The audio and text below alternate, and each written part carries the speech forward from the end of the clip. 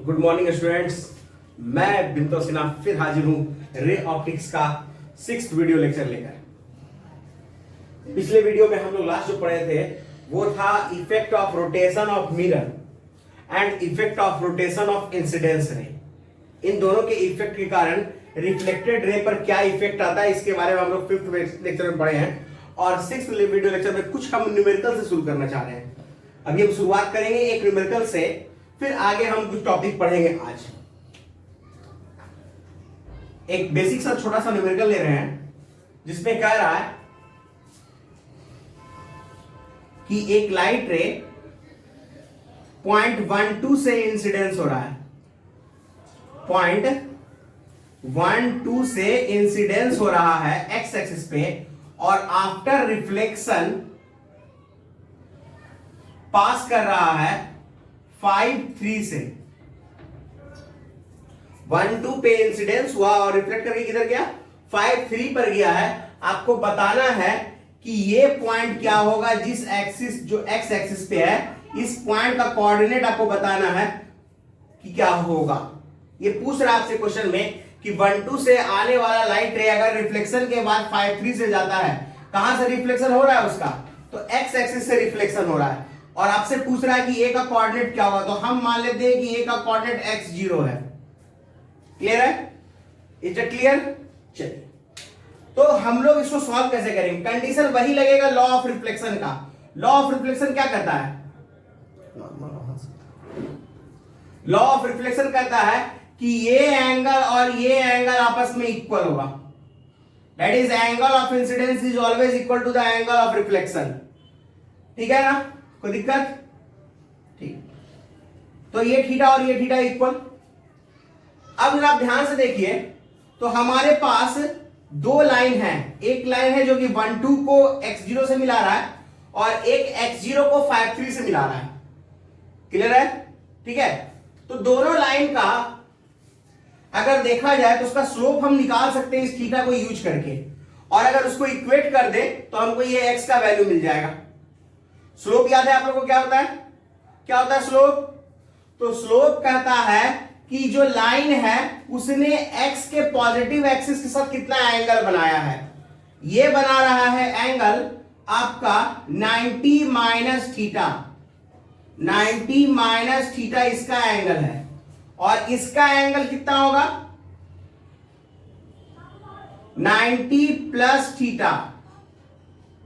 इसका एंगल कितना होगा, 90 प्लस थीटा। ठीक है ना? तो पहले वाले का देखते हैं जो स्लोप है वो tan 90 माइनस थीटा होगा। स्लोप का फॉर्मूला क्या होता है, tan थीटा। tan थीटा क्यों लिए? क्योंकि स्लोप का हमने फॉर्मूला पढ़ा था कि लाइन का एक्स एक्सिस के पॉजिटिव डायरेक्शन के साथ एंटी क्लॉकवाइज एंगल जो आता है इक्वल्स क्या हो जाएगा, बाय स्लोप का एक और फॉर्मूला आप लोग पढ़े हैं, y2 minus y1 divided by x2 minus x1 पढ़े हैं ना।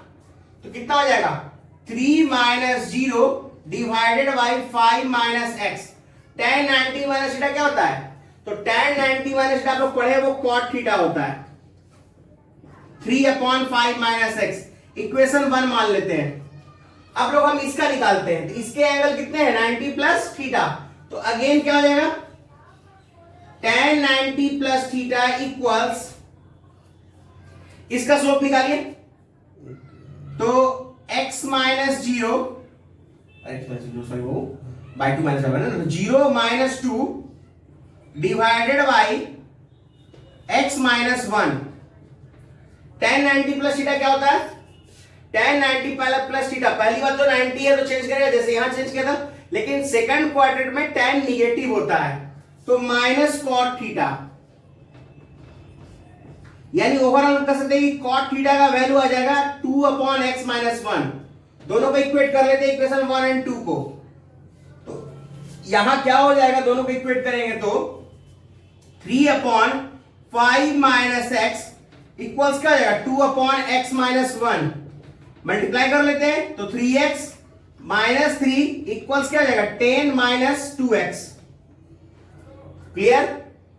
तो अब यहां से देखिए कितना आ जाएगा, 5x इक्वल्स 13। x का वैल्यू कितना आ गया, 13/5।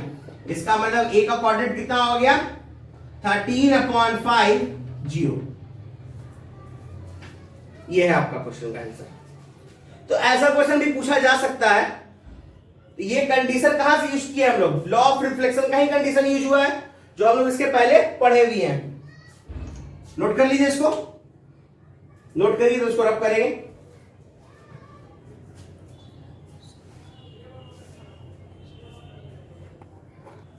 हाँ तो नोट हो चुका होगा आप लोग का। चलिए इसको मिटा दिया जाए।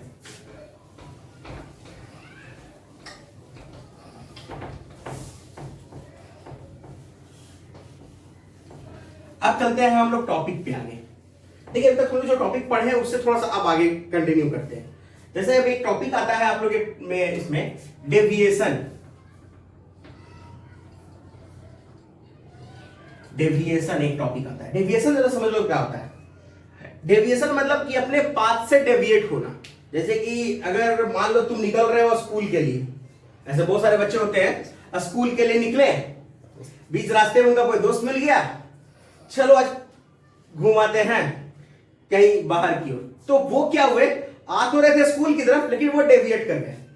मतलब उनका पाथ था इस तरफ लेकिन वो डेविएट कर गया किसी और, किसी दूसरी तरफ। तो ये होता है डेविएशन, यानी अपने पाथ से चेंज हो जाना, उसको कहते हैं डेविएशन। मान लो ये मिरर है, मानना क्या ये मिरर है बाबू, ठीक है ना, ये मिरर है और इस पर एक लाइट रे इंसिडेंस हो रहा है जो आफ्टर रिफ्लेक्शन इधर चला गया।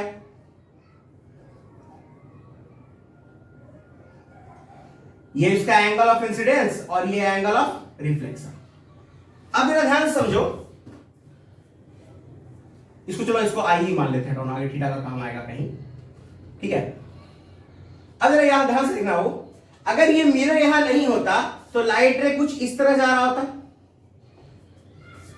तो हुआ क्या कि लाइट रे जो है आपका इस पॉइंट से इस पॉइंट तक डेविएट कर गया। तो ये हुआ लाइट रे का डेविएशन। क्लियर है? इसी को हम लोग क्या कहते हैं, डेविएशन कहते हैं। ये है हमारा थीटा, याद होगा आपको ग्लांसिंग एंगल था हमारा, एंगल ऑफ प्लेन। ये थीटा तो ये भी थीटा होगा और ये थीटा है तो ये थीटा इसलिए होगी ये वर्टिकल अपोजिट एंगल से। तो डेल्टा यहां से कितना हो जाएगा हमारा, तो डेल्टा हो जाएगा यहां से हमारा 2 थीटा, यानी कि ये डेल्टा कितना हो गया 2 थीटा। और थीटा जो है वो आपका 90 माइनस आई है, क्योंकि थीटा प्लस आई 90 डिग्री है। तो यहां से डेल्टा कितना हो जाएगा, twice of 90 minus I, that is 180 minus 2i। ये आ गया डेल्टा का वैल्यू। डेल्टा का वैल्यू कितना आ गया 180 माइनस 2i। जैसे जैसे ये आई का वैल्यू चेंज करेंगे वैसे वैसे डेल्टा का वैल्यू क्या होगा, चेंज होगा। तो इसका 2 वैल्यू ले लो। मान लो कि आई का वैल्यू अगर हम 0 रख दें, आई का वैल्यू अगर 0 रखें तो डेल्टा कितना हो जाएगा 180। और अगर डेल्टा का वैल्यू 0 रखते तो आई कितना आता है, डेल्टा की जगह 0 रखो तो 0 इक्वल्स क्या हो जाएगा 180 माइनस 2i। तो 180 इक्वल्स क्या हो जाएगा 2i, आई कितना आ जाएगा 90 डिग्री। तो हमारा अगर डेल्टा और आई के बीच का अगर प्लॉट किया जाए ग्राफ, तो ये डेल्टा वाले एक्सिस पे आई 0 होगा, वाई एक्सिस है ना, वाई पे x 0 होता है, x वाले पे क्या होता है y 0 होता है। तो अगर प्लॉट करोगे तो डेल्टा वाले x पे i 0, यानी ये कितना हो गया 180 का कट, और यहां कितना हो जाएगा तुम्हारा डेल्टा 0 इस पे होगा और यहां i का वैल्यू कितना है 90। यानी कुल मिलाकर ये ग्राफ कुछ ऐसा बनेगा कि यहां 90 पे ये कट करेगा और यहां ये पाई पे कट करेगा और ये तो 0 0 है। या इसको तुम ऐसे भी देख सकते थे, देखो डेल्टा और आई का ग्राफ बनाना था ना, जरा ध्यान से देखो डेल्टा और आई का ग्राफ कैसे बन सकता था। डेल्टा इक्वल्स क्या लिख सकते हैं -2i प्लस 180, और हम लोग पढ़े हैं y equals mx plus c, एक लाइन उनका इक्वेशन होता है जहां m स्लोप है और c y इंटरसेप्ट है। तो यहां स्लोप कितना हो गया -2 और y इंटरसेप्ट कितना हो गया 180। देखो y इंटरसेप्ट 180 है, y इक्वल टू 180। तो यहां पे हम कह सकते हैं कि इस लाइन का स्लोप जो है वो कितना हो गया m इक्वल्स टू -2। किस लाइन का स्लोप, जब हम ग्राफ प्लॉट करेंगे किसका, डेल्टा आई ग्राफ प्लॉट करते हैं तो उसके लिए स्लोप कितना हो जाता है -2 और वाई इंटरसेप्ट कितना होता है और वाई इंटरसेप्ट कितना हो गया 180 डिग्री यानी पाई। तो ये है हमारा डेविएशन का फॉर्मूला जो हम देख रहे हैं यहां पे। क्लियर है? कोई दिक्कत? ऐसा कुछ नहीं दिख रहा आप लोग को? ठीक है ना? चलिए, नहीं दिखेगा तो बोलिएगा। तो बोलिएगा कैसे आप लोग तो वीडियो देख रहे हैं, कमेंट में बोल सकते हैं। ठीक है, तो यहां तक कोई तकलीफ नहीं आप लोग को। ये हो गया डेविएशन कब, जब मिरर हमारा एक है। मिरर हमारा एक है यानी एक मिरर पर हमने डेविएशन का कंडीशन पढ़ा। ऐसा भी तो हो सकता है कि जब मिरर दो एंगल पर रखा हुआ हो, उस केस में डेविएशन क्या होगा उसको भी समझना होगा। तो उसको हम लोग समझेंगे इसके बाद कि अगर हमारा मिरर एंगल पे रखा हुआ हो तो उस केस में डेविएशन क्या होगा।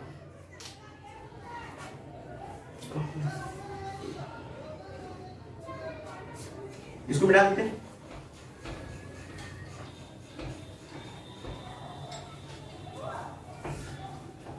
क्योंकि हम अगर बोर्ड के पास रहते तो आपको दिखता नहीं, इसलिए थोड़ा सा अलग हो जाना जरूरी होता है बोर्ड से, ताकि आप लोग आराम से देख सकें। तो अब हम देखेंगे deviation when two mirrors are inclined at some angle theta। दो मिरर अगर इंक्लाइंड हो किसी एंगल थीटा पर तो उस केस में डेविएशन क्या होगा। चलो इसका डायग्राम लिखते हैं पहले हम।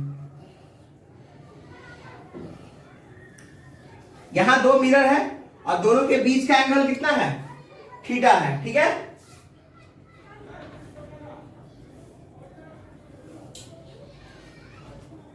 अब मान लो कि एक रे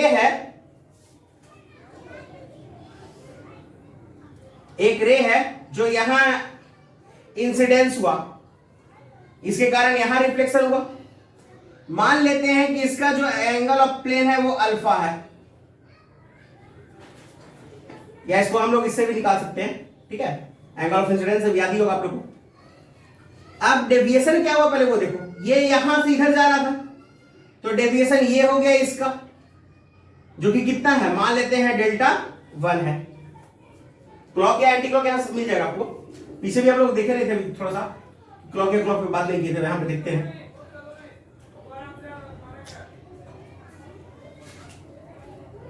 अब इसको मान लो इधर मूव कर जाएगा, ये तो यहां मूव करेगा ना, और ये एंगल हम मान लेते हैं ये बीटा है हमारा, ये भी बीटा होगा।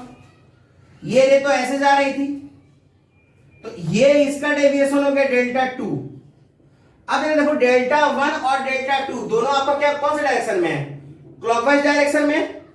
Δ1 Δ2 किसके डायरेक्शन में, क्लॉकवाइज डायरेक्शन में है। ठीक है, तो Δ1 का वैल्यू कितना हो जाएगा, याद होगा डेल्टा का वैल्यू वहां जो हम लोग निकाले थे वो 2 थीटा था, जहां थीटा क्या था, एंगल ऑफ प्लेन, ये ग्लांसिंग एंगल। यहां ग्लांसिंग एंगल कितना है मेरा, अल्फा, यानी Δ1 कितना हो गया 2 अल्फा CW, क्लॉकवाइज है ना देखो, और Δ2 क्या हो जाएगा 2 बीटा क्लॉकवाइज। ये भी क्लॉकवाइज है।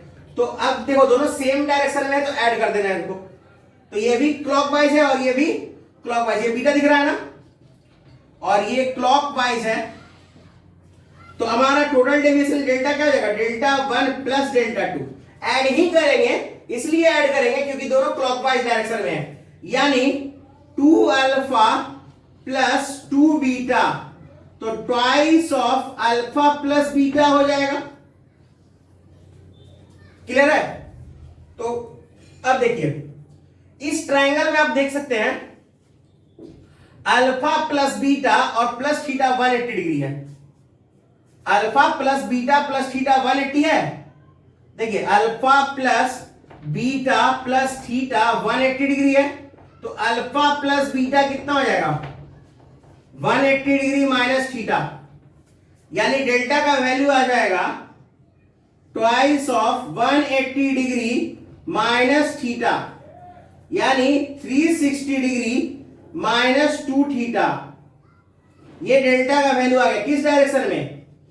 क्लॉकवाइज। या इसी वैल्यू को तुम लोग क्या कर सकते हो, देखो अगर यही सेम वैल्यू एंटी क्लॉकवाइज में लिखा होता, यही सेम वैल्यू अगर हमारा एंटी क्लॉकवाइज में लिखा होता तो हम लोग लिखते delta equals 2 theta in anti clockwise direction.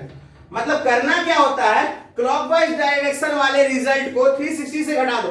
देखो अगर हम 360 डिग्री से इस 360 डिग्री माइनस 2 थीटा के वैल्यू को अगर सब्ट्रैक्ट कर ले तो 360 डिग्री माइनस 360 डिग्री और माइनस माइनस प्लस, तो 2 थीटा ये आ गया एंटी क्लॉकवाइज।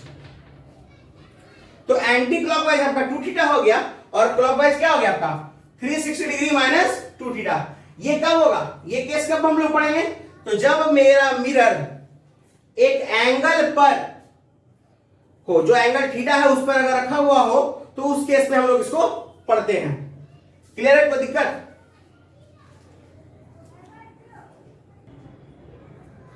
नोट हो गया ये आप लोग का?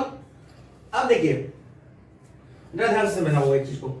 हमारे पास डेल्टा का दो वैल्यू मिला है, एक 2 थीटा एंटी क्लॉकवाइज और एक 360 डिग्री माइनस 2 थीटा क्लॉकवाइज। एक काम करते हैं, इसमें थोड़ा सा चीज आपको बता देते हैं। इसमें थोड़ा सा चीज ये बता रहा है हमको कि कब एंटी क्लॉकवाइज समझेंगे और कब क्लॉकवाइज समझेंगे, उसको हम आसान शब्दों में समझ सकते हैं। या तो आप लोग right hand thumb rule generally use करते हैं वेक्टर्स में। राइट हैंड थंब रूल करना क्या है, लेकिन उसके बाद हम बताएंगे कि कब यूज करेंगे उसको। जिस मिरर पर इंसिडेंस हुआ हो उस पर हैंड रखो और दूसरे मिरर की तरफ कर्ल करो।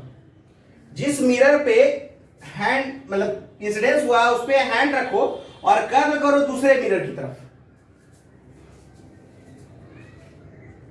क्लॉकवाइज या एंटी क्लॉकवाइज? तो ये इधर से इधर हम जाएंगे तो ये एंटी क्लॉकवाइज होगा। ध्यान से समझो ना, यहां से ऐसे आ रहा है, इसको कर्ल कर रहे हैं हम लोग, एंटी क्लॉकवाइज।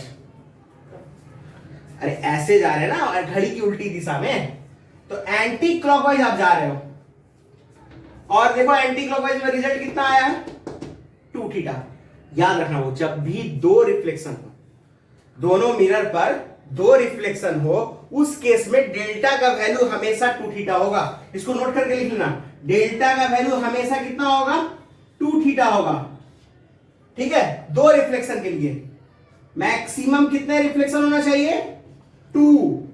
ये एकदम याद रखना है, जो हम बता रहे हैं सिर्फ और सिर्फ दो रिफ्लेक्शन यूज होगा, दो से ज्यादा भाई ये यूज नहीं कर सकते आप। करिएगा आंसर गलत हो जाएगा। मैक्सिमम कितने रिफ्लेक्शन होना चाहिए 2 रिफ्लेक्शन। उस केस में डेल्टा क्या लेंगे 2 थीटा। डायरेक्शन कैसे निकालेंगे, जिस मिरर पर, समझ रहे ना, जिस मिरर पर इंसिडेंस हुआ हो पहले लाइट, उस पर हैंड रखो, उसके बाद कर्ल करो दूसरे मिरर की तरफ, जो डायरेक्शन आएगा वही हो जाएगा। अगर ये क्लॉकवाइज आए तो क्लॉकवाइज डायरेक्शन, अगर एंटी क्लॉकवाइज आया तो एंटी क्लॉकवाइज डायरेक्शन। अगर क्लॉकवाइज आएगा तो क्लॉकवाइज डायरेक्शन, एंटी क्लॉकवाइज आएगा तो एंटी क्लॉकवाइज। लेकिन ये कब, जब मैक्सिमम कितना रिफ्लेक्शन हो, दो से ज्यादा में ये फॉर्मूला एप्लीकेबल नहीं है। फिर आप ऐसे ही कैलकुलेट करो जैसे यहां कैलकुलेट किए हैं, क्लॉकवाइज एंटी क्लॉकवाइज इस तरह से। लेकिन ये फॉर्मूला आप तब लगा सकते हो, ये कंसेप्ट कब लगाएंगे, जब मैक्सिमम कितना हो 2 रिफ्लेक्शन हो। इसको मिटा देते हैं।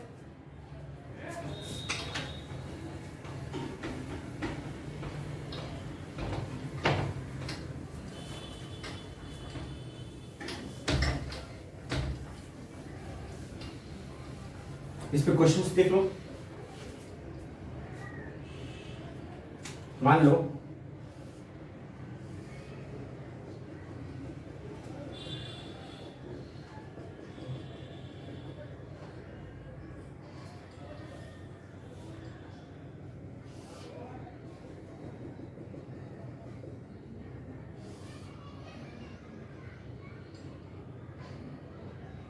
ये 30 डिग्री पे इंसिडेंस हुआ है यहां,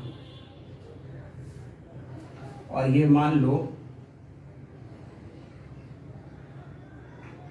60 डिग्री है। ठीक है, और आपसे डेल्टा पूछ रहा है। तो देखो यहाँ पे दोनों चीज देख लेते हैं, पहले हम प्रोसेस से देख लेते हैं और फिर देखते हैं जो हमने कंडीशन लिखा है दो रिफ्लेक्शन के लिए वो सही है या नहीं है। तो यहां से डेल्टा निकालना है हमको पूरा। तो सबसे पहले तो पहला लाइट यहां रिफ्लेक्ट होगा, ये 30 तो ये भी 30, लाइट रे ऐसे जा रही थी तो ये 30 तो ये 60 हो जाएगा, ठीक है ना। तो डेविएशन तो ये हो गया, इसका पहला डेविएशन तो ये हो गया डेल्टा 1। तो देखो डेल्टा 1 कितना आ गया, तो डेल्टा 1 क्या बोले थे कि जो हमारा एंगल ऑफ प्लेन होता है उसका डबल, तो 60 का डबल कितना हो गया 120, यानी डेल्टा 1 आ गया हमारा 120 डिग्री, यानी कौन सा डायरेक्शन में, ये क्लॉकवाइज डायरेक्शन में 120 डिग्री। फिर अब हम ये देखते हैं कि यहां क्या होगा एंगल ऑफ रिफ्लेक्शन। ये हमने इसमें परपेंडिकुलर ड्रॉ किया, ये 60 तो ये भी 60 होगा। ट्रायंगल के तीनों एंगल का सम 180 होता है ना, तो ये 60 हो गया, तो फिर ये कितना हो जाएगा हमारा 30, ये भी 30। ऐसे 30 को निकालने की कोई जरूरत था नहीं हमारा, क्योंकि आंसर तो इसी 60 आ जा रहा है। अब देखो लाइट रे ऐसे जा रही थी जो कि इस डायरेक्शन में मूव कर गया, ये भी कौन सा डायरेक्शन है, क्लॉकवाइज डायरेक्शन है। तो डेल्टा 2 कितना हो गया आपका 120 डिग्री क्लॉकवाइज डायरेक्शन में, 120 डिग्री कितना हो गया क्लॉकवाइज डायरेक्शन में। तो ओवरऑल डेल्टा क्या हो जाएगा आपका डेल्टा 1 प्लस डेल्टा 2, क्योंकि दोनों सेम डायरेक्शन में है, ऐड कर देते हैं। तो 120 प्लस 120 कितना हो गया 240 डिग्री क्लॉकवाइज डायरेक्शन में। तो इसको एंटी क्लॉकवाइज में क्या करना होगा, तो एंटी क्लॉकवाइज में कन्वर्ट करने के लिए क्या करना होता है, इसको सीधा 360 से सब्ट्रैक्ट कर दो। 360 से क्या करो सब्ट्रैक्ट, 360 से सब्ट्रैक्ट करेंगे बाबू। तो अभी जो है तुम्हारा ये 240 है, तो 360 से सब्ट्रैक्ट करोगे तो डेल्टा कितना हो जाएगा 360 माइनस 240 एंटी क्लॉकवाइज डायरेक्शन, ठीक है ना, यानी कितना हो जाएगा 120 डिग्री एंटी क्लॉकवाइज डायरेक्शन। क्या ये देखो तो ये इसका डबल है 60 का, तो 60 का डबल 120 होता है। लेकिन क्या एंटी क्लॉकवाइज आ रहा है उस कंडीशन से, हमने क्या कहा था कि जिस मिरर पर इंसिडेंस हुआ है लाइट रे, जिस मिरर पर इंसिडेंस हुआ है लाइट रे उस पर अपना हैंड रखो और कर्ल करो दूसरे मिरर की तरफ, क्लॉकवाइज या एंटी क्लॉकवाइज, क्लॉकवाइज या एंटी क्लॉकवाइज, एंटी क्लॉकवाइज। और ये है आपका डेल्टा 120 एंटी क्लॉक। लेकिन ये तभी पॉसिबल है जब आप कितना रखिएगा मिरर पे रिफ्लेक्शन 2, जब रिफ्लेक्शन कितना रहेगा आपका 2, क्लियर है ना। अगर 2 से ज्यादा रिफ्लेक्शन होगा फिर वैसे ही सॉल्व करेंगे जैसे आता है। ये टेक्निक कब लगाना है, 2 थीटा जो हम बोले हैं अभी 2 थीटा का वैल्यू, ये डेल्टा और जो 2 थीटा बोले हैं और जो फिंगर वाला बात बोले कब, जब मैक्सिमम 2 रिफ्लेक्शन हो, मैक्सिमम कितना हो 2 रिफ्लेक्शन हो, तब ये यूज करेंगे। इसके बाद हम एक क्वेश्चन और देते हैं अभी आपको जिसमें 3 रिफ्लेक्शन होगा और उस केस में कैसे सॉल्व करेंगे उसको देखते हैं। 2 वाला तो देख ही लिए, अब शुरू कर रहे हैं कि ऐसा एक केस लेना चाहते हैं जिसमें 2 से ज्यादा रिफ्लेक्शन हो। तो 2 से ज्यादा रिफ्लेक्शन का हम केस लेके देखते हैं, क्योंकि अभी हम लोग जो देखे थे उसमें 2 ही रिफ्लेक्शन हुआ था ना। अब ऐसा क्वेश्चन लेना चाहते हैं जिसमें 2 रिफ्लेक्शन से ज्यादा हो और देखते हैं कि क्या उसमें ये कंडीशन जो हमने बताया वो फॉलो करता है या नहीं।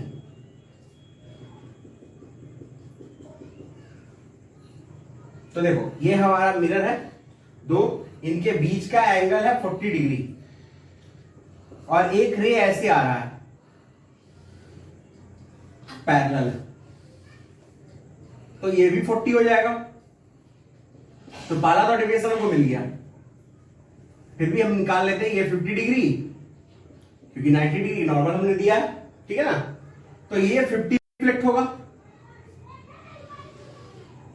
ठीक है। तो ये 40 तो ये भी 40, तो ये कितना हो जाएगा आपका, ये जो यहां रिफ्लेक्शन होगा उसके लिए जो यहां नॉर्मल बनेगा, ये नॉर्मल कितना एंगल बनाएगा यहां पे इसके साथ, तो ये 40 और ये 40 कितना हो गया 80, तो यानी ये पूरा एंगल है 100, तो 100 और ये 90 लिए हैं तो ये 10 डिग्री रहेगा। ये 10 डिग्री, तो ये लाइट रे भी 10 डिग्री पे ही रिफ्लेक्ट करेगा। तो अब जरा इसको पहले थोड़ा सा और देख लो। अगर ये 10 पे रिफ्लेक्ट करता है तो ये 80 हो जाएगा, 80 डिग्री। 10 डिग्री तो ये भी 10, तो ये 80 होगा, पूरा 100 सब। और 80 और ये 20, तो ये डिग्री कितना हो जाएगा, यहां जहां इंसिडेंस करेगा, तो ये जो इंसिडेंस करेगा ये एंगल होगा इसका 60 डिग्री। और फिर यहां एक नॉर्मल देते हैं हम लोग,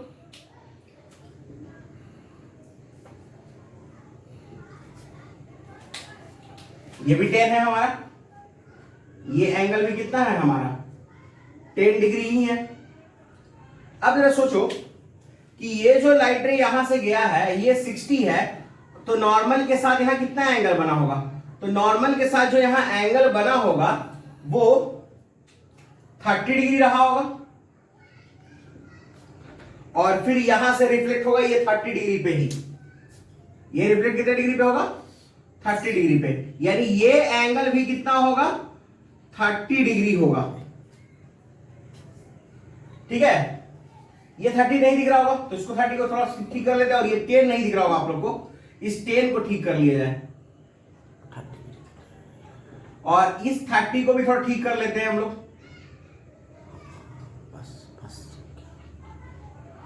अब देखो, अब हम टोटल रिफ्लेक्शन दिखाते हैं कि टोटल अपना रिफ्लेक्शन के कारण जो डेविएशन हुआ वो कैसे कैसे हुआ। तो पहला, ये रे इधर जा रहा था ना, तो पहला डेविएशन तो यहां हो गया आपका Δ1, तो Δ1 कितना हो गया, तो Δ1 इसका डबल कर लो, कितना हो जाएगा, तो 80 डिग्री। कौन से डायरेक्शन में, तो ध्यान से देखना ये क्लॉकवाइज है, तो Δ1 हो गया क्लॉकवाइज डायरेक्शन में 80 डिग्री। Δ2, तो Δ2 आपका लाइट रे इधर जाता हो, ये जो लाइट रे यहां से रिफ्लेक्ट हो गया वो इधर चला जाता, लेकिन यहां फिर एक डेविएशन बना हमारा ऐसे, कितना है ये 80 है ना, तो 80 हो गया, तो यहां Δ2 कितना हो जाएगा, उसका फिर डबल कर लो, तो Δ2 आपका आ जाएगा Δ2 160 डिग्री, किस डायरेक्शन में, तो 160 डिग्री एंटी क्लॉकवाइज डायरेक्शन में। क्लियर है, फिर एक डेविएशन बना ना हमारा, क्योंकि यहां रे फिर रिफ्लेक्ट हुआ है। चलो यहां से जो रिफ्लेक्ट हुआ उसको देख लेते हैं।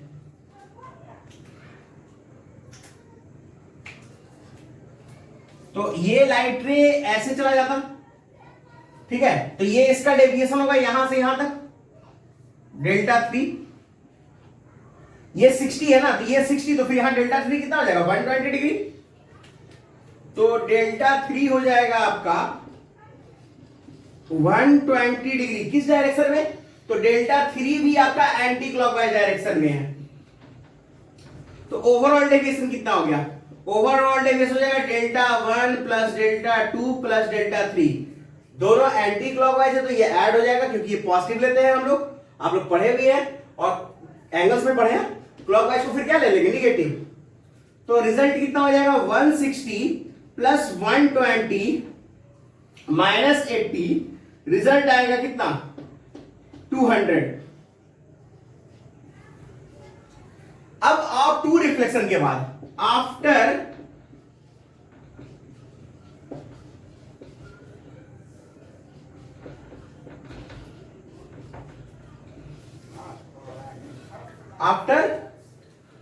टू रिफ्लेक्शन के बाद अगर हम फिर डेल्टा की बात करें तो कितना होगा, तो दो रिफ्लेक्शन के बाद अगर हम डेल्टा की बात करेंगे तो हमारा सिर्फ Δ1 और Δ2 आएगा, तो डेल्टा क्या हो जाएगा Δ1 प्लस Δ2, यानी 160 डिग्री, और फिर ये सब्ट्रैक्ट करेंगे माइनस, यानी ये 80 डिग्री, कौन से डायरेक्शन में, एंटी क्लॉकवाइज। यहां भी ये कितना, किस डायरेक्शन में, एंटी क्लॉकवाइज।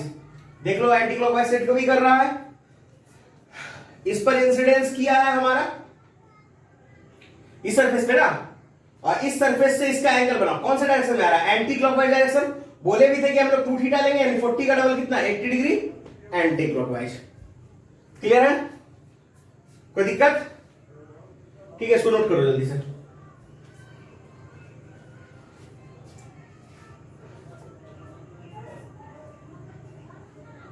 अब इसके आगे चलते हैं हम लोग, ठीक है। इसके आगे वाले टॉपिक पे हम लोग चलेंगे। तब वो मेरे लहरा मिटाने वाला कौन सा रखा, चलो देखते हैं।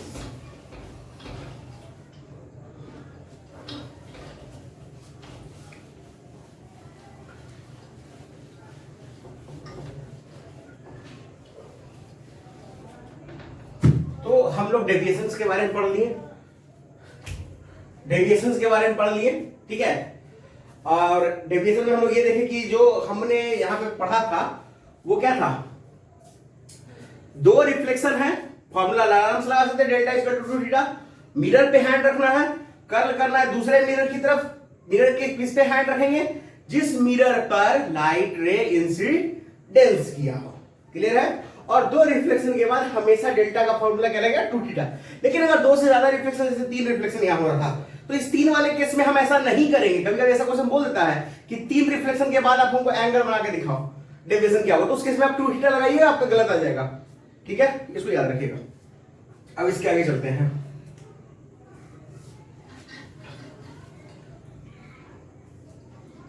इसके बाद एक पॉइंट है, नेक्स्ट टॉपिक इशू कर सकते हो,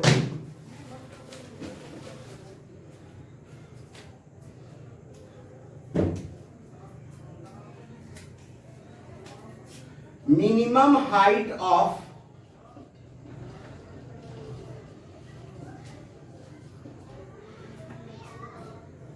mirror to see its own image।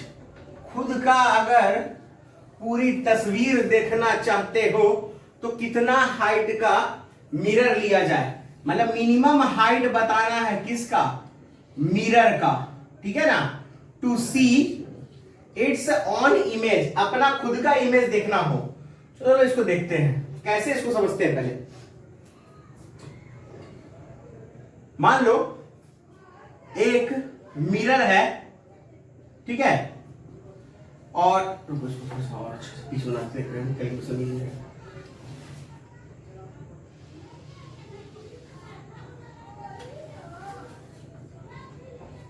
मान लो ये एक मिरर है और उसके सामने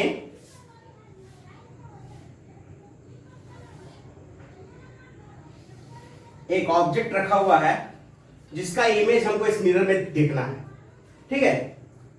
अब देखो किसी ऑब्जेक्ट का इमेज हम लोग कैसे देख पाते हैं, यानी खुद का अपना इमेज, ऑब्जेक्ट यहां पे हम ही हैं क्योंकि हमको अपना ही इमेज देखना है मिरर में, तो हम अपना इमेज कैसे देख पाते हैं। सारा लाइट रे जो हमसे निकल रहा है मिरर से टकराने के बाद हमारे आंखों पर पहुंचनी चाहिए, ठीक है। अगर सारा लाइट रे पूरे शरीर से जो निकल रही है, जो आपके बल्ब से आ रहा है, वो हमसे टकराने के बाद वो लाइट रे मिरर तक जाती है और मिरर से टकराने के बाद आंखों पर मिलती है, तो हम अपना इमेज मिरर में देख पाते हैं। तो हमको यहां करना क्या है, जो भी लाइट रे यहां आ रही है वो सारे टकराने के बाद कहां पहुंचना चाहिए, मेरी आंखों पे, ठीक है। तो मान लो ये है हमारी आंखें ऊपर से इस पॉइंट पे, ठीक है, और ये हाइट h है और ये हाइट कैपिटल H है, ठीक है। और अब हमको देखना है कि मिरर की हाइट कितनी होनी चाहिए ताकि हम अपने इमेज को देख सकें, ठीक है। चलो ये हमारा टॉप पॉइंट है। तो सबसे पहले तो आंखों पर किसका आना चाहिए लाइट, मान लो एक फुट से आएगा और एक इसके टॉप से आएगा,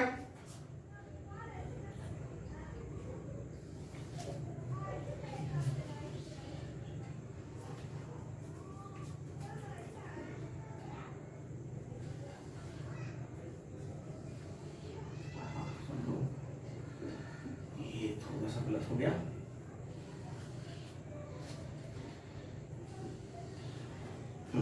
अब देख, ये इसकी लाइट रे यहां से टकराने के बाद यहां आंखों पे पहुंच रही है और ये लाइट रे यहां से आंखों पे पहुंच रही है टकराने के बाद, तो हमको ये पूरा इमेज दिख जा रहा है।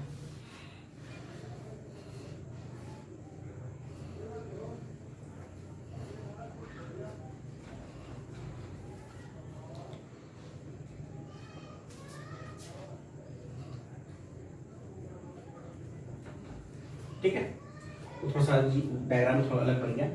अब जरा देखो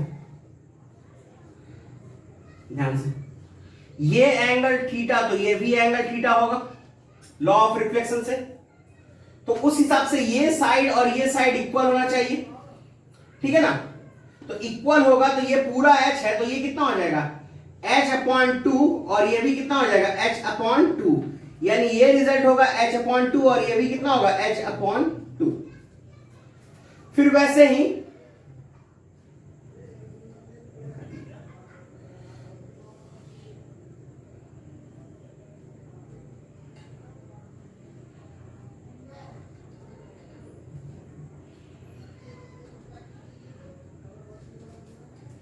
ये एंगल और ये एंगल सेम होगा, ठीक है। तो इसका हाइट यहां से ये h/2 होगा, ये हाइट, और ये भी हाइट कितना होगा h/2। यानी हम कह सकते हैं कि ये जो मिरर है जिसमें ये हमारा h/2 है, उसमें ये h/2 और ये h/2, इतना ही मिरर का जरूरत है हमको। थोड़ा सा गलत हो गया वो, ये डायग्राम बार बार थोड़ा सा वो गलत हो जा रहा है। हाँ अब सही हुआ, अब सही। यानी हमको जो मिरर का पार्ट का जरूरत है वो कितना है, सिर्फ ये h/2 और ये h/2। यानी मिनिमम हाइट ऑफ मिरर क्या होगा, मिनिमम हाइट ऑफ मिरर जो होगा वो होगा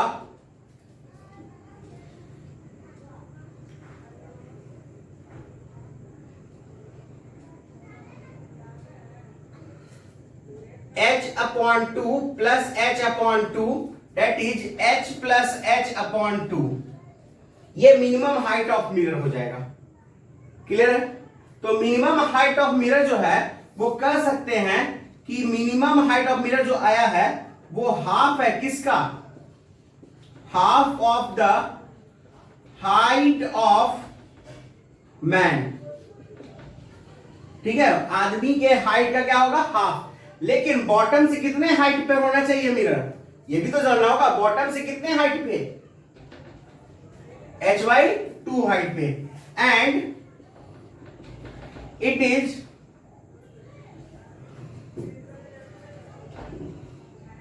h/2 height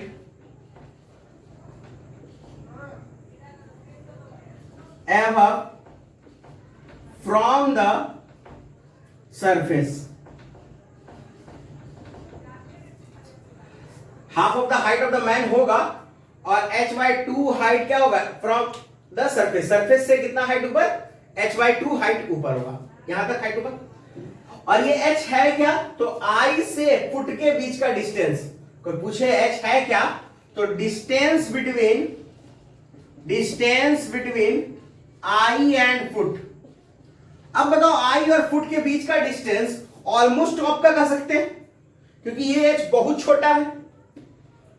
अगर आप अपने देख सकते हैं खुद के अपने हाइट में भी कि ये h बहुत छोटा है, तो हम ये कह भी सकते हैं कि ये जो डिस्टेंस है h प्लस h, ये नियर अबाउट h होगा। तो नियर अबाउट अगर h होगा, इसका मतलब क्या होगा वो, कि हम इतना ही समझें कि इस पूरे इंसान के हाफ हाइट के ऊपर हमको रखना है मिरर को, और उस मिरर का हाइट भी कितना होना चाहिए, उसके लंबाई का आधा, यानी नीचे से आधा ऊपर रखेंगे और उसका हाइट भी कितना नहीं, आधा। मतलब अगर मान लो 6 फीट का इंसान है तो 3 फीट उसकी हाइट होगी मिरर की, और वो जमीन से कितने फीट रखा जाएगा, 3 फीट ऊपर। क्लियर है, इसको नोट करिए जल्दी।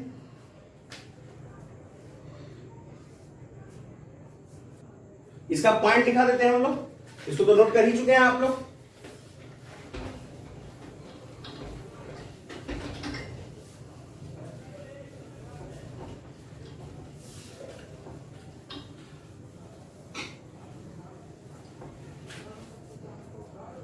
इसका पॉइंट क्या है वो देख लीजिए। The height of mirror is just half of the height of person या man, and it is also half of the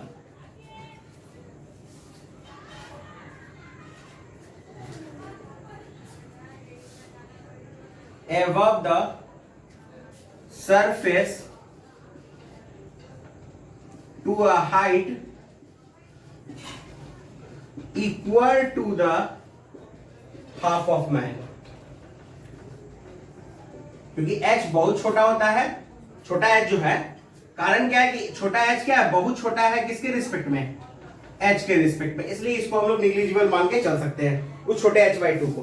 तो अब इतना ही मान के चलते हैं, जमीन से कितने ऊपर, h/2 यानी आपके हाइट के हाफ ऊपर, और मिरर की भी लंबाई कितनी होनी चाहिए, हाफ ऑफ द हाइट। ये आपका पॉइंट हो गया, इसको नोट कर लीजिए।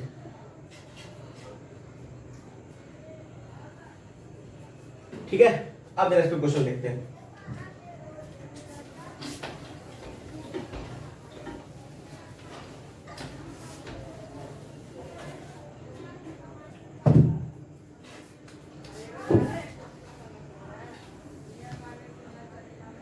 मान लो ये एक आदमी है जिसका हाइट 1.8 मीटर का है, मतलब 6 फीट का अप्रोक्स कर सकते हैं इसको, 180 सेंटीमीटर। अब कह रहा है कि इसका हाइट अगर 1.8 मीटर है तो मिरर का हाइट कितनी होनी चाहिए, ऑब्वियसली इसका हाफ यानी 0.9, और वो मिरर कहां होना चाहिए, तो यहां होना चाहिए 0.9 मीटर का मिरर, और ये डिस्टेंस भी कितनी होनी चाहिए, ये जो डिस्टेंस आप देख रहे हैं कितना होना चाहिए, ये डिस्टेंस भी होना चाहिए आपका 0.9 मीटर। अब कंडीशन ये कहता है, मान लो मिरर यहां से 0.9 है, ठीक है, ये मिरर यहां से 0.9 मीटर का लिया गया है, ठीक है, और तो देखो क्वेश्चन क्या कर रहा है, इस बार 0.9 मीटर तुम्हारा दिया हुआ है, और अब कह रहा है क्या कि ये मान लो यहां से 0.6 मीटर ऊपर है मात्र,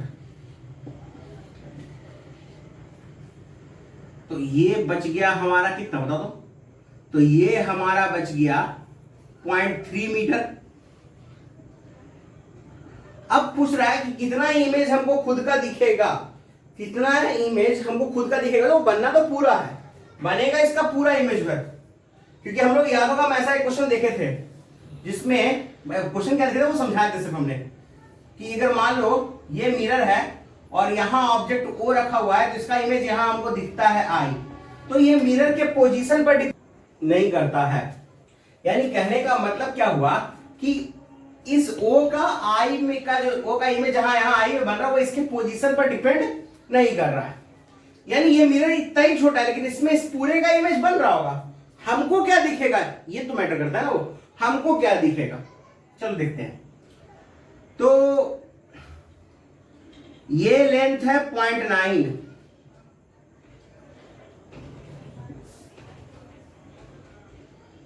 ठीक है, जमीन से कितना ऊपर है, जमीन से कितना ऊपर है 0.6, रहना कितना चाहिए था, तो इसका आधा रहना चाहिए था यानी 0.9 रहना चाहिए था, और है 0.6, कहने का मतलब इतना मिरर का हमको कोई जरूरत नहीं है, जो यहां 0.3 मीटर का दिख रहा है, इस 0.3 मीटर वाले मिरर का हमको कोई जरूरत नहीं है। यानी जो इमेज हमारी दिखेगी, जो हमको मिलेगा, वो सिर्फ और सिर्फ इस वाले से मिलेगा, ठीक है, यानी 0.6 मीटर से मिलेगा। यानी अपना जो हाइट दिखेगा, height of person, height of image कर देते हैं ना, ज्यादा अच्छा सुटेबल लगेगा, height of image of person as seen in mirror, वो कितना हो जाएगा? तो 0.6 का डबल कर दो 1.2 मीटर। अब सवाल ये उठता है कि 1.2 मीटर दिखा था, ये 0.3 मीटर क्या कर रहा होगा? तो ये 0.3 मीटर भी इमेज दिखाएगा, लेकिन फ्लोर का। ठीक है, ये किसका इमेज दिखाएगा? फ्लोर का इमेज दिखाएगा। चलो इसको देख लो कैसे, सबको मिटा देते हैं।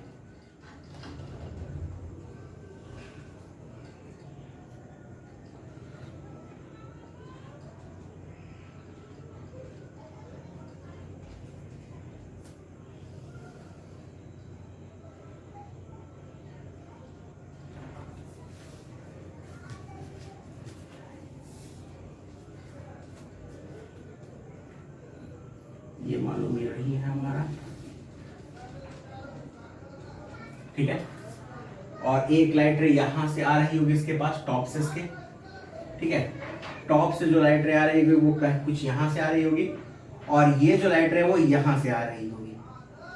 तो अब जरा ध्यान से देखो कि तुमको जो इमेज दिखा वो कितना क्या दिख रहा है? इस पार्ट का दिख रहा है, इसको थोड़ा सा ओपन हो गया।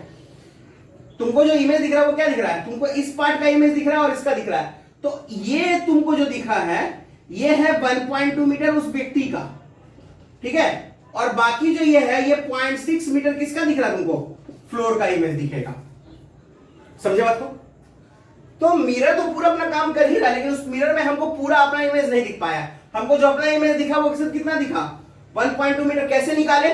तो हमने देखा कि ये था हमारा 0.6 मीटर, और ये था हमारा 0.9 मीटर, और ये था 0.3 मीटर।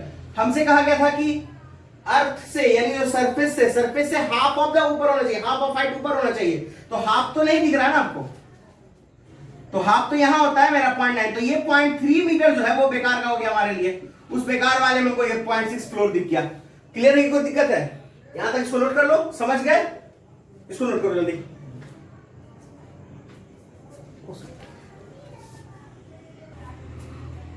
ठीक है, अब देखो, अब हम एक्चुअली एक कुछ क्वेश्चंस देख लेते हैं। इसको तो ये समझ में आ गया ना कि जो हमारा मिरर है उसकी हाइट कितनी होनी चाहिए? कितनी? बोल दो जल्दी। कि उसके पर्सन की हाइट के हाफ के इक्वल, और जमीन से भी कितनी हाइट पे? हाफ पे। अगर गलती से ऐसा रह गया जिसमें हम जो अभी जस्ट देखे थे, तो उसमें से वो पार्ट, जो पार्ट एक्स्ट्रा था उसमें हमारा इमेज अपना नहीं दिख रहा था। अब कभी कभी देखते हो हम लोग छोटे से मिरर में अपना चेहरा देखते हैं। अरे वो छोटा सा मिरर होता है ना, शेविंग करने वक्त भी लोग यूज करते हैं। तो कितना उसका मिनिमम लेंथ हो, उसका मिनिमम कितना लेंथ हो कि हमको अपना पूरा चेहरा दिख जाए और पूरा face? Minimum length of mirror to see our own face. हमको अपना चेहरा देखना है तो कितना लेंथ होना चाहिए मिरर का? अगर हमको खुद का अपना चेहरा देखना है तो चलो देखते हैं।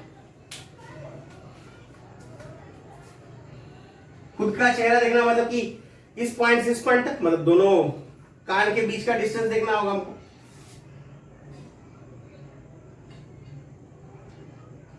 दोनों ईयर्स के बीच का, ईयर 2 और ईयर 1, इनके बीच का हमको मतलब पूरा चेहरा दिख जाना चाहिए। और ये हो गया सेंटर पे नोज, और ये हो गया E1, और ये हो गया E2। और इस मिरर में हमको अपना पूरा देखना है, तो इस मिरर का लेंथ कितना होना चाहिए? अब जरा देखो ध्यान से। मान लो हमको इसका देखना है अपने आईज में, तो कुछ कुल मिलाकर लाइट ऐसे जाना चाहिए, यहां से आके यहां टकराया मिरर पे और लौट गिरा। फिर वैसे ही ये ऐसे आना चाहिए और वो इसमें लौट जाना चाहिए। हमको अपना दोनों ईयर दिख गया, तो मिरर का लंबाई कितना हो गया, यहां से लेके यहां तक। लेकिन क्या इसको और छोटा किया जा सकता है? आप लोग पढ़े भी हैं जनरल नॉलेज के हिसाब से, अगर आप देखा जाए कि हम लोग राइट वाले आई से लेफ्ट वाला पार्ट देखते हैं और लेफ्ट वाले आई से राइट वाला पार्ट देखते हैं, और उसका कारण क्या है देख लो, यहां देख पता चल जाएगा। उसका कारण समझ में आ जाएगा, देखो ध्यान से। क्योंकि अगर ये रहता हो तो इतना कम से कम तुमको मिरर चाहिए होगा। और अब देखो लेफ्ट का राइट से जो कॉम्बिनेशन बनता है उसके साथ, लेफ्ट राइट कॉम्बिनेशन हम लोग क्रिकेट में यूज भी करते हैं जनरली। देखो यहां पे भी लेफ्ट राइट कॉम्बिनेशन,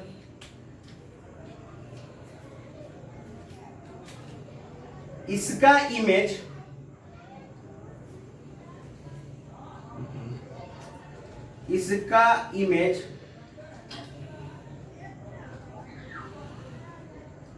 यहां दिखेगा।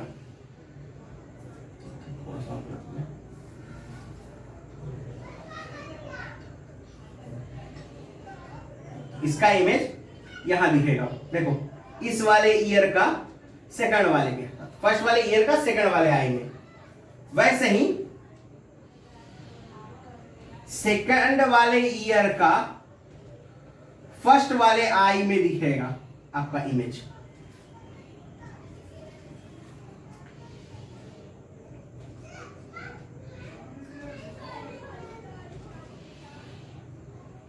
ठीक है।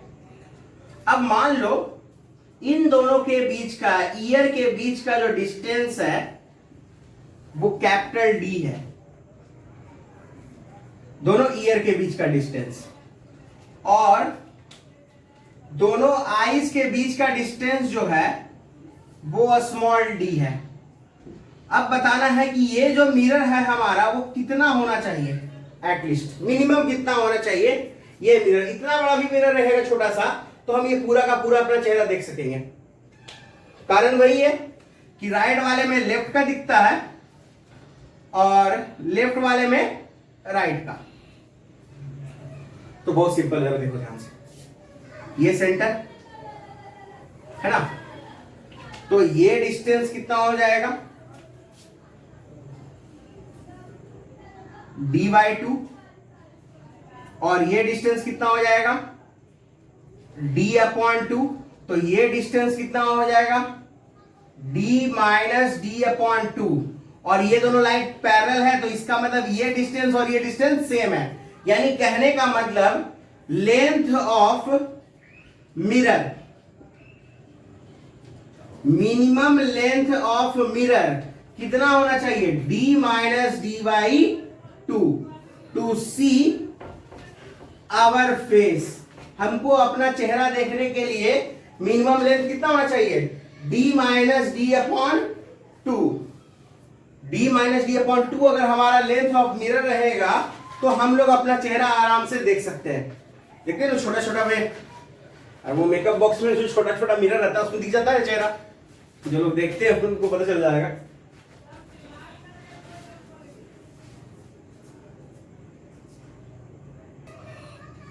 ये हो गया नोट आप लोग का। तो हम लोग दो चीज देखें आज मिरर से रिलेटेड, जो हमारा मतलब पर्सन का इमेज देखना था उसमें दो चीज हम लोग देखें। पहला क्या देखा हमने, पहला ये देखा कि अपनी हाइट कितनी होनी चाहिए इमेज देखने के लिए, और अपने मिरर की हाइट कितनी होनी चाहिए अपना इमेज देखने के लिए, जो था कि पर्सन के हाइट का हाफ होगा और जमीन से यानी सरफेस से कितना लेंगे, हाफ ऑफ द हाइट ऊपर। और दूसरा हमने अभी देखा जस्ट इसी टाइप का रिलेटेड चीज कि फेस का लेंथ, पूरे फेस का लेंथ से रिलेट करके अगर हम देखें तो पूरे फेस से कितना होना चाहिए मिरर फेस के हिसाब से। तो फेस का हमने एक्सट्रीमिटीज ले लिया, ईयर दोनों, जिसके बीच का डिस्टेंस d, और दोनों आईज के बीच का डिस्टेंस छोटा d। तो ओवरऑल जो हमारा मिला मिरर का लेंथ वो कितना मिला, d-d/2, यानी दोनों के डिस्टेंस का डिफरेंस डिवाइड बाय 2। और यहीं पर हम लोग आज का लेक्चर खत्म करते हैं। तब तक के लिए शुभ रात्रि, सब खैर।